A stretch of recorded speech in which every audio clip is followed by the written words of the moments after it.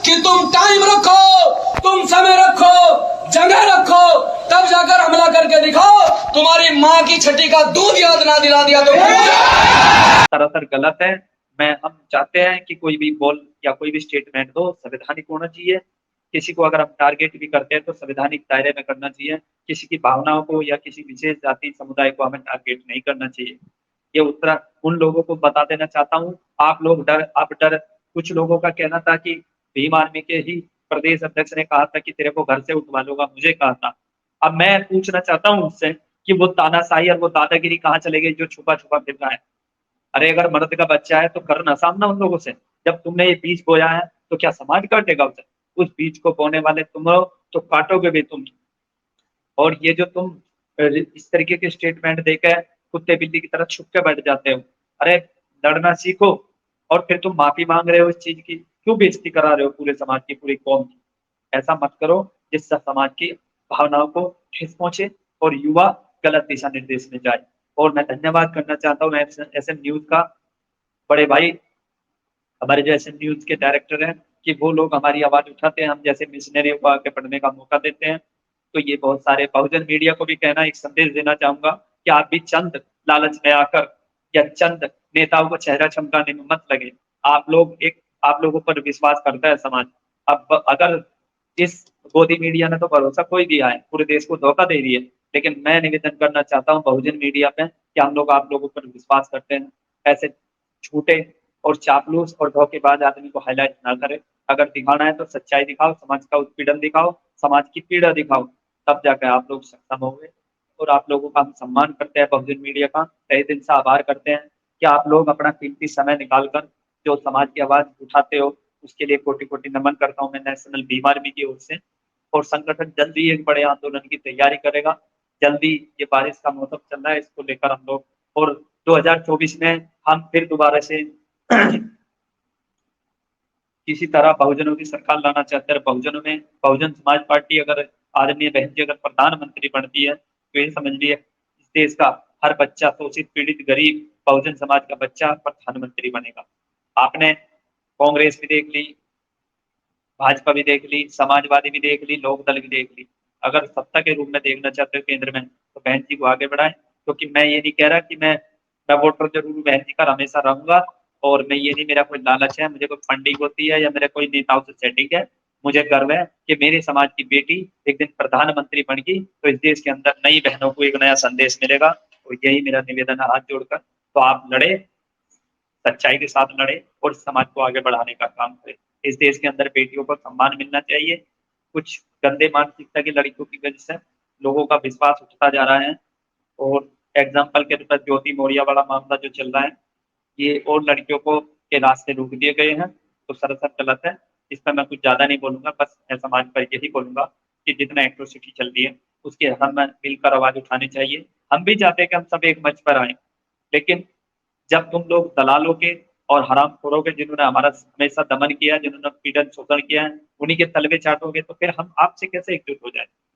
आप लोगों को बहुजन समाज ने बनाया है, हमारे अनुसूचित जाति के लोगों ने चंदा दे दे के, कपड़ा दे दे के। तुम लोग जब जेल में सड़ रहे थे तो मैं हमारे समाज के लोगों ने पैसा भी दिया, खाने को भी दिया, कपड़ा लत्ता भी दिया, और आज तुम ईगो में आ गए। इस तरीके से सफीरपुर प्रकरण में हमारे भाई सोनू था जो 17.5 महीने की जेल काटी थी, उसकी बीवी के नाम से तुम लोगों ने चंदा भी इकट्ठा किया, उस भाई को तुम लोगों ने आत्महत्या करने पर मजबूर किया। आज वो हमारे बीच नहीं है, इस बात का बड़ा मलाल है। इसी बात से हम लोग खिलाफ हैं। तुमने समाज का पैसा खाया है, समाज का जो चंदा इकट्ठा हुआ था उसका आज तक तुम लोगों ने हिसाब किताब नहीं दिया। तुम कहते थे जेल में बढ़कर जिस दिन मैं बाहर आएंगे हम समाज के एक एक पैसे का हिसाब देंगे, लेकिन उस पैसे को तुम डकार के पार्टी बना के बैठ गए। कुछ पार्टी तो बनाई बनाई है, उसके साथ साथ तुम्हारे भाई, खुद के भाई जिला अध्यक्ष आजाद समाज पार्टी के जिला अध्यक्ष सहारनपुर के, तुम लोगों ने 3 करोड़ 45 लाख रुपए का जो घोटाला किया, उस छात्रवृत्ति खा गई, समाज के बच्चों का हक डकार गए। वो भी सारा उसका भी हिसाब देना पड़ेगा तुम लोगों को। तुम लोगों ने जो पूरे दुनिया प्रदेशों में से भी, दूसरे देश में से भी पैसा इकट्ठा किया है समाज के नाम का, सतीरपुर के नाम का, उस पैसे को हड़प करके जिस तरीके से लिपरेडी उत्तराखंड चिलारद्वार के अंदर दीपक भाई की हत्या कर दी गई थी, उसमें भी उनके प्रदेश अध्यक्ष और आजाद समाज पार्टी के लोगों ने कंप्रोमाइज के नाम पर 80-85 लाख रुपए खाकर बैठ गए हैं। उस पीड़ित परिवार को एक चमन नहीं दी, उसे इंसाफ क्या दिलाते तुम लोग, उसके हक अधिकार को आगे बैठ गए। तो सरासर गलत है। तुम क्या पार्टी बनाओगे, तुम क्या सत्ता में आओगे? तुम केवल तलवे चाटने का काम करोगे और चाटते रहोगे, क्योंकि तुम मानसिक रूप से गुलाम हो और बीमार भी हो। अपनी बीमारी का इलाज करो, इस मानसिकता को चेंज करो और इस समाज को आगे ले जाओ, धोखा मत दो। अब तुम पर गोली छूटी, ठीक है, हमला हुआ है, हम भी मानते हैं, हमें भी इस बात की निंदा है और पुलिस प्रशासन से भी हम लोगों ने निवेदन किया है सभी ने कि इसकी सही जांच कर कर आरोपी को जेल भी भेज दिया गया है कि सही तरीके से इन्वेस्टिगेशन करके। लेकिन तुम जेड सुरक्षा मांगने पर तुल गए। आप कोई संवैधानिक पद पे हो गया, आपको जेड सुरक्षा मिल जाए? जेड सुरक्षा एक सीएम को मिलती है, या तो इस काबिल बन जाओ कि आप सीएम बन जाओ। मुझे नहीं लगता कि 2024 में आप अपनी जमानत भी बचा पाओगे, जब्त करवा लोगे। और तो और इस समाज की बेइज्जती करवाने पर लगे हुए हो आप लोग। और कुछ नहीं कर सकते, भड़काऊ भाषण देना, इन युवाओं की जिंदगी खराब करना।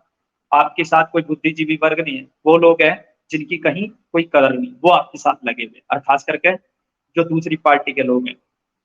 आप अभी अखिलेश के सामने डिबेट पर रोते हो, मेरे बड़े भैया मुझे 2 वोट दे दे, 2 सीट के लिए रोने लगते हो। हैं? ये तो तरीका नहीं है, ऐसे राजनीति होती है। और बात करते हो बहन जी के बराबरी की, सच बताइए आप बहन जी के एक दिन के बराबर भी नहीं हो। जितना माइंड और जितना आप, पता है पूरे दुनिया को पता है कि जब बहन जी की सरकार थी, कानून व्यवस्था मजबूत थी, अधिकारी टाइम से कार्य करते थे, ठीक है, मनवादी लोग एंड कंपनी डरते थे, 36,000 का करंट बताते थे। आप लोगों को तो 1,000 का भी करंट नहीं, केवल भड़काना और पिटवाना। आप जब आपका पिटने का नंबर आता है, आप नौटंकी के लेट जाते हो। और बेवकूफ लोगों की कमी नहीं हमारे देश में, ठीक है। समाज के युवा अंधभक्त हो रहे हैं, उन्हें अपने भविष्य से मतलब नहीं है, बस हल्ला उतारना और इस समाज को बर्बाद करने में सबसे बड़ा हाथ कपिस्टन सारण चंदा चारों का नंबर है। चारों नंबर 1 है। चारों ने इस समाज को बेड़ा गर्क कर दिया, इस समाज को कहीं का नहीं छोड़ा। युवा बेचारे बर्बाद है।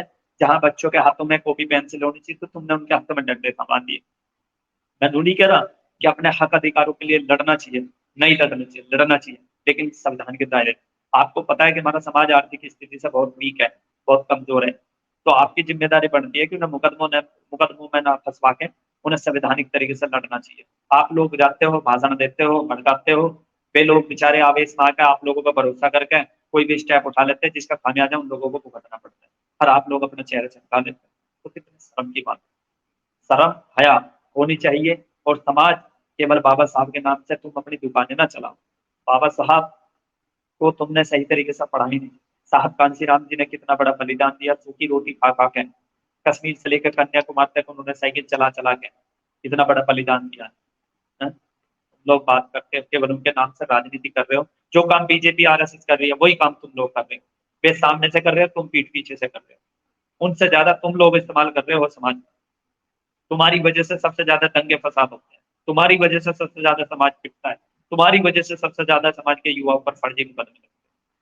और समाज भी ऐसा अंधभक्त है, आंख मीच के चले जा रहा, चले जा रहा, चले जा रहा। अगर आपने अभी तक हमारा चैनल सब्सक्राइब नहीं किया है तो सब्सक्राइब करें और घंटी का बटन बिल्कुल भी दबाना ना भूलें, ताकि सभी लेटेस्ट खबरें पहुंच सकें आप पे सबसे पहले।